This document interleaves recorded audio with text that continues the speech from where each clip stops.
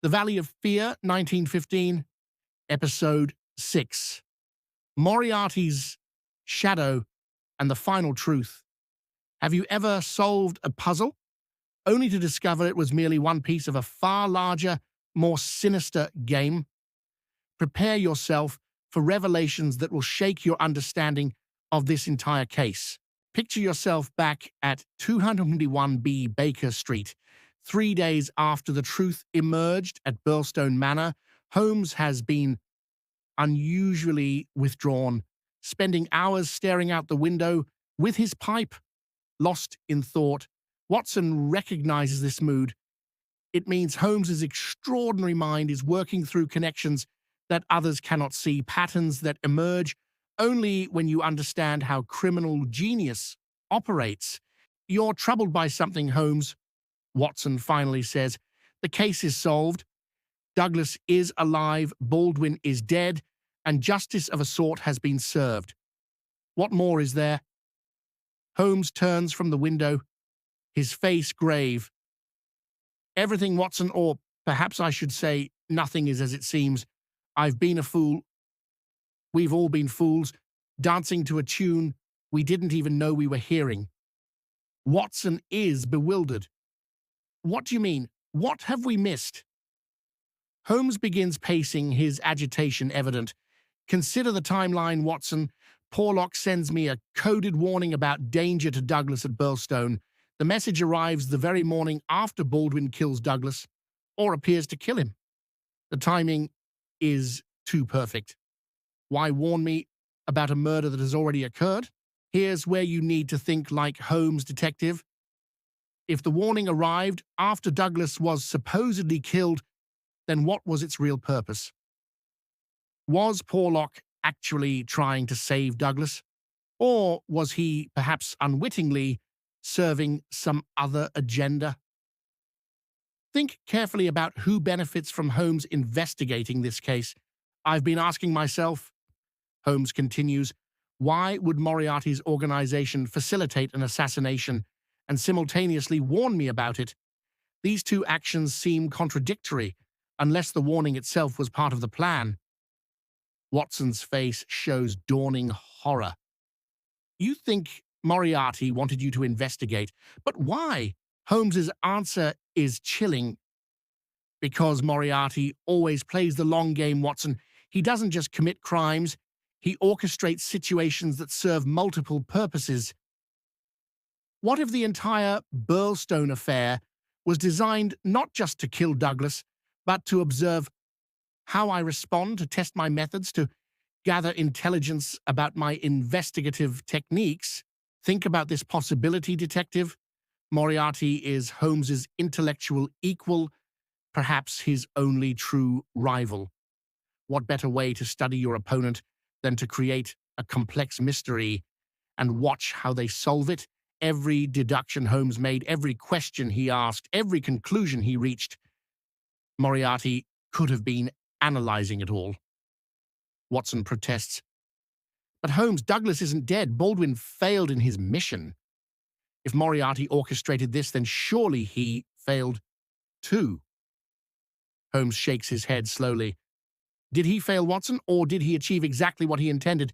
Consider, Moriarty gets paid by the Scours to arrange Douglas's assassination. He provides resources, intelligence, and sends Baldwin to do the job. But Moriarty is far too intelligent to put all his faith in a vengeful thug like Baldwin. What if, Holmes continues, his voice dropping to barely above a whisper, Moriarty expected Baldwin to fail? What if he predicted Douglas would kill Baldwin in self-defense and then fake his own death? What if the entire purpose was not to kill Douglas, but to force him into the open, to make him reveal himself and his methods of escape? The room falls silent as the implications sink in. Watson finally speaks. Then Douglas isn't safe at all if Moriarty knows he's alive and knows his escape route. Holmes finishes the thought. Then Douglas is being tracked even now, leading Moriarty's agents directly to whatever new identity he's trying to establish. The man thinks he's escaped, but he's actually being herded. exactly where Moriarty wants him. Here's the truly terrifying part. If Holmes is right, then Douglas's brilliant plan wasn't brilliant at all. It was predictable. Moriarty counted on Douglas being clever enough to stage his death, counted on him following a logical escape route, counted on everything that Douglas thought made him safe. It's like watching a mouse in a maze, thinking it's choosing its own path, never realizing the maze designer already knows where every passage leads. Holmes receives a telegram at that very moment. His face goes pale as he reads it. It's from Inspector MacDonald in Sussex. A man's body was found floating in the English Channel off the coast of Dover. Papers identify him as James Robinson, a businessman traveling to South Africa, but MacDonald has reason to believe it might be John Douglas under his new assumed identity. Watson gasps. Good God, you don't think... Holmes is already grabbing his coat. I think Moriarty doesn't leave loose ends, Watson. If that body is Douglas, then everything I feared has come true. The Valley of Fear reached across an ocean and 2 decades to claim its victim, not through the Scourer's vengeance, but through a criminal mastermind's cold calculation. The journey to Dover is tense and silent. Holmes stares out the train window, his jaw clenched with barely controlled fury. I should have seen it sooner, he mutters. All the signs were there. Porlock's warning was too convenient, too perfectly timed. It was bait to ensure I investigated, to ensure Douglas's deception was uncovered and his escape route exposed. At the Dover morgue, Inspector MacDonald awaits with a grim expression. I'm sorry, Mr. Holmes. I know you were hoping we were wrong. He pulls back the sheet to reveal a man's body, bloated from days in the water, but still identifiable. Cecil Barker, who traveled with them, breaks down completely. It's him. It's Douglas. Oh, God, what have we done? The body tells its own story. Douglas appears to have jumped or fallen from a cross-channel ferry 3 days earlier. His pockets contain papers for James Robinson, tickets to South Africa, and enough money for a new start. But there's also evidence of a struggle, bruises on his arms, defensive wounds on his hands. This wasn't suicide. This was murder, made to look like an accident. Holmes examines the body with intense focus. Noting every detail, he was attacked from behind, struck on the head to stun him, then thrown overboard. The wounds suggest at least 2 assailants, one to restrain him, while the other delivered the killing blow. Professional work carried out efficiently and publicly, yet made to appear like a tragic accident. Can you imagine Douglas's final moments, detective? He thought he'd escaped, thought his clever plan had worked. He was on a ship bound for freedom and a new life. And then Moriarty's agents struck, turning his escape into a death trap. The cruelty of it, letting him believe he was safe before taking everything away, is quintessentially Moriarty. Inspector MacDonald is bewildered. But how did anyone know Douglas was on that ship? Only a handful of people knew his plans, ourselves, Barker, and Mrs. Douglas. Holmes's voice is cold with fury. Moriarty has informants everywhere, Inspector. Someone in that safe house chain betrayed Douglas's location, or perhaps they were never safe houses at all. Perhaps they were way stations that allowed Moriarty to track Douglas's movements while giving him the illusion of security. Barker is devastated, guilt and grief overwhelming him. This is my fault. I helped him escape, assured him the safe houses were secure, convinced him he could start over. I led him straight to his killers. Holmes places a hand on his shoulder. No, Mr. Barker, you tried to save your friend. Moriarty simply played a game you didn't know you were part of. They returned to London with Douglas's body, the grim task of informing Mrs. Douglas ahead of them. But before that painful duty, Holmes insists on one final meeting, a confrontation he's been anticipating and dreading in equal measure. Watson, he says, I'm going to visit Professor Moriarty. I need to look into the eyes of the man who orchestrated this entire tragedy. Watson is alarmed. Holmes, that's madness. Moriarty is dangerous. Confronting him achieves nothing. But Holmes is adamant. It achieves understanding, Watson. I need to know if my theory is correct. I need to confirm whether Douglas's 20-year nightmare and ultimate death were all part of Moriarty's calculated game. The confrontation takes place in Moriarty's study, a room lined with mathematical texts and astronomical charts, the trappings of a brilliant academic who turned his genius toward crime.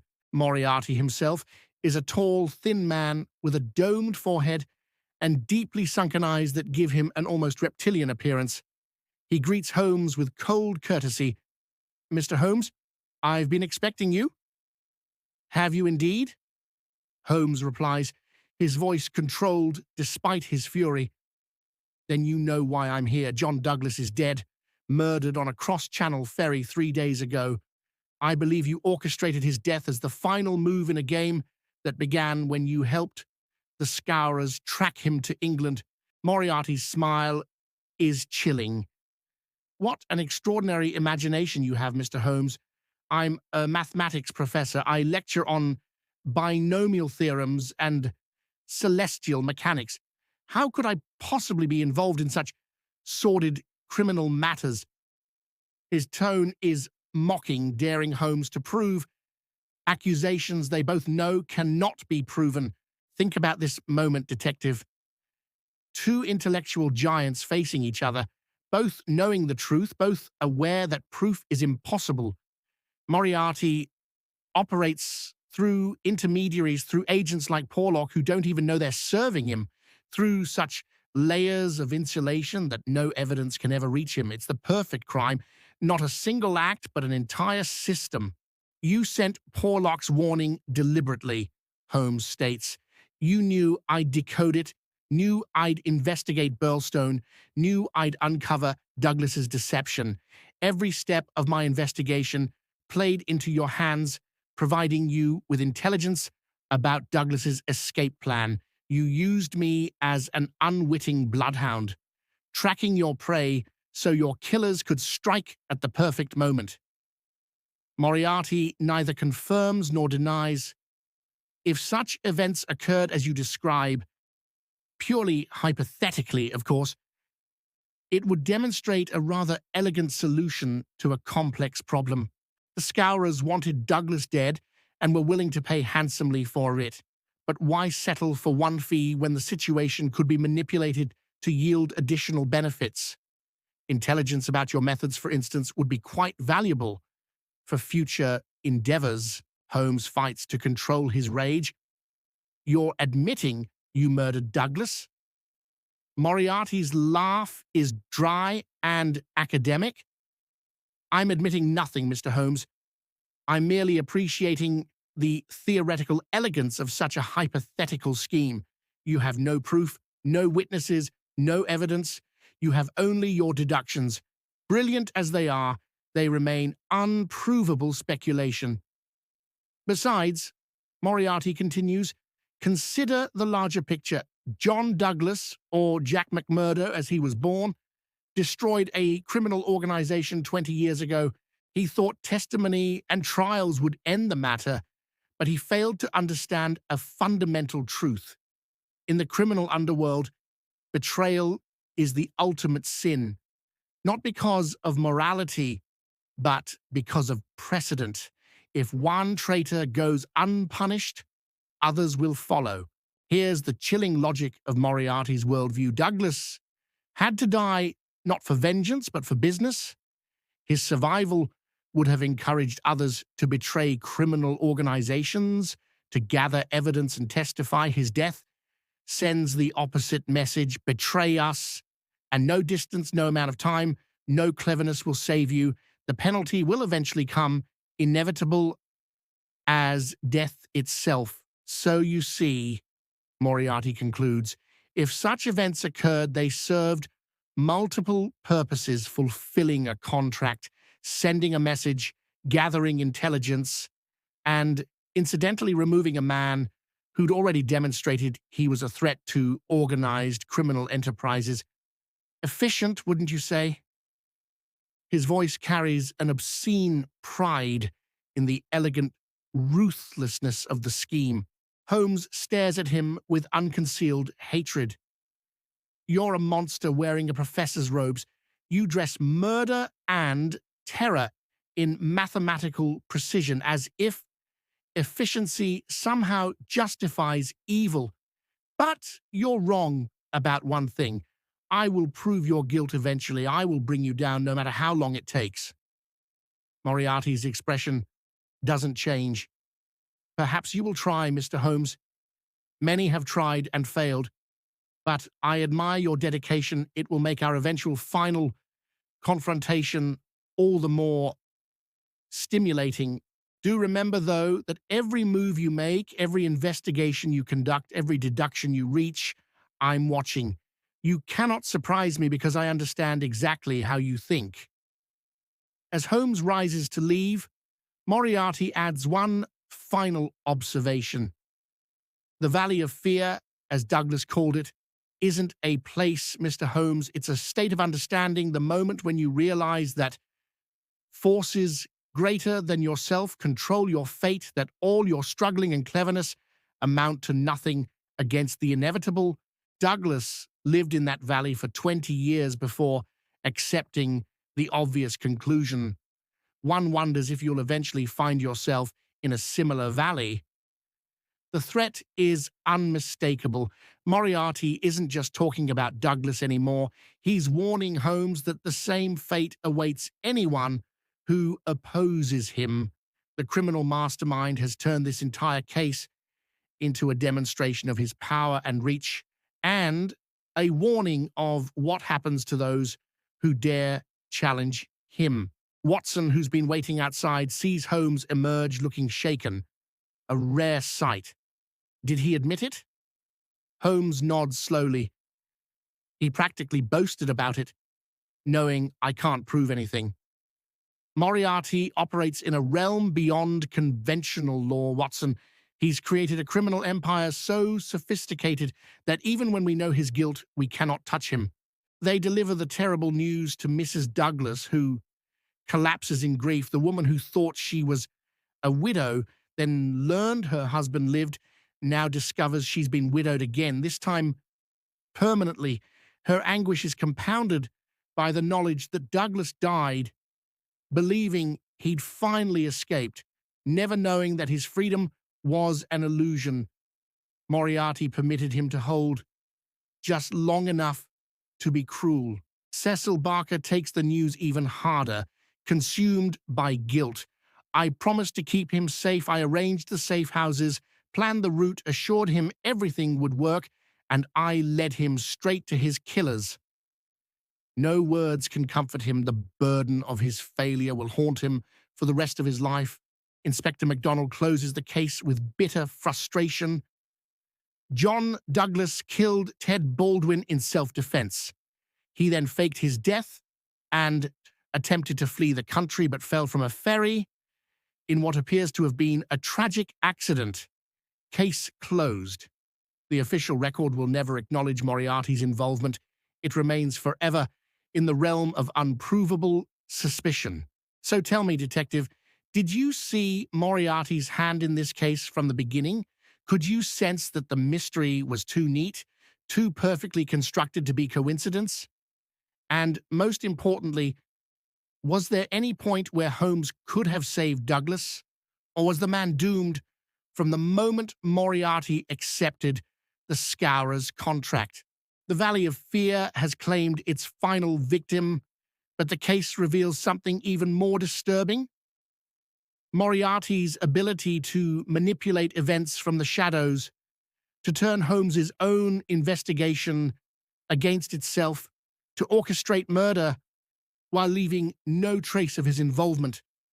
It's a demonstration of power designed to intimidate and warn. Holmes returns to Baker Street profoundly shaken by the experience. He's encountered criminal genius before, but never so elegantly demonstrated, never so perfectly executed. Moriarty hasn't just committed a crime, he's conducted a masterclass in criminal sophistication, and Holmes was the unwitting student. "This isn't over, Watson," Holmes says that evening, staring into the fire. "Moriarty has thrown down a gauntlet. He's demonstrated that he can manipulate me, use my own abilities against innocent people, and escape any consequence. He's shown me the limits of my power and the extent of his. This was never really about John Douglas. It was about Moriarty proving he's superior." Watson tries to offer comfort. "You did everything you could, Holmes. No one could have predicted Moriarty's involvement or prevented Douglas's death." But Holmes shakes his head. "I should have suspected it sooner. The coded warning, the perfect timing, the elegant complexity all bore Moriarty's signature. I was so focused on solving the locked room mystery that I missed the larger game being played." The case ends with a sense of profound failure despite solving the immediate mystery. Holmes saved no one, prevented no crime, brought no villain to justice. Instead, he played exactly the role Moriarty assigned him, and a good man died as a result. It's a devastating blow to Holmes's confidence and a stark demonstration that even genius has limits when facing an equally brilliant adversary with no moral constraints. There will be a reckoning, Holmes vows. Moriarty and I are destined for a final confrontation, not here, not now, but eventually. We cannot coexist. One of us must fall. His words are prophetic, foretelling the famous encounter at Reichenbach Falls that will come years later when these two titans of intellect finally face each other in a battle to the death. The journal of Jack McMurdo, Archon John Douglas, is preserved as evidence of the Scourer's crimes and the price of heroism. It serves as a reminder that doing the right thing doesn't always lead to a happy ending, that sometimes the forces of evil are too powerful and too patient to be defeated. Douglas destroyed a criminal organization and saved countless lives but the cost was his own freedom, peace of mind, and ultimately his life.